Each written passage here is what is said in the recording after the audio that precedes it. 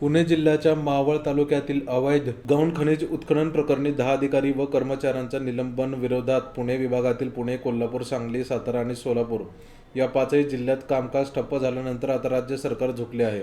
यावर तोडगा काढण्यासाठी गुरुवारी महसूल मंत्री चंद्रशेखर बावनकुळे यांनी बैठकीचे आयोजन केले आहे.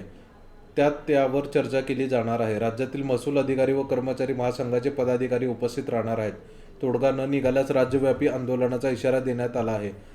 तालुक्यातील गौण खनिज प्रकरणात राज्य सरकारने 4 तहसीलदार, 4 मंडळ अधिकारी व 2 ग्राम महसूल अधिकाऱ्यांना निलंबित केल्याने पुणे जिल्ह्यातील महसूल विभागात खळबळ उडाली होती. अधिकाऱ्यांना विश्वासात न घेता, त्यांचे म्हणणे ऐकून न घेता त्यांच्यावर अन्यायकारक पद्धतीने कारवाई करण्यात आली असून याचा निषेध करत जिल्ह्यातील सर्व महसूल कर्मचारी व अधिकाऱ्यांनी सोमवारपासून बेमुदत काम बंद आंदोलन सुरू केले आहे. त्यामुळे जिल्हाधिकारी कार्यालयासह सर्व तालुका आणि गाव पातळीवरील कामकाज ठप्प झाले आहे. या आंदोलनात सुमारे 2,500 कर्मचारी अधिकारी सहभागी झाले आहेत. महसूल अधिकारी व कर्मचाऱ्यांच्या निलंबनाविरोधात शुक्रवारपर्यंत निर्णय न घेतल्यास राज्यव्यापी आंदोलन करणार येईल असा इशारा राज्य अधिकारी कर्मचारी महासंघाने राज्य सरकारला दिला आहे.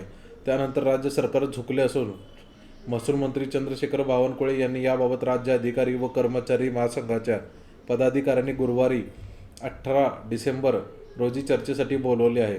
त्यात तोडगा निघण्याची शक्यता आहे. राज्य सरकारने सकारात्मक निर्णय न घेतल्यास महासंघाने शुक्रवारपासून राज्यव्यापी आंदोलनाचा इशारा दिला आहे. दरम्यान पुणे विभागातील 5ही जिल्ह्यातील सर्वच महसूल कार्यालयामधील अधिकारी व कर्मचाऱ्यांनी तिसऱ्या दिवशी काम बंद आंदोलन कायम ठेवल्याने सामान्यांची कामे रखडली आहेत. आज त्यावर तोडगा काढला जाणार आहे.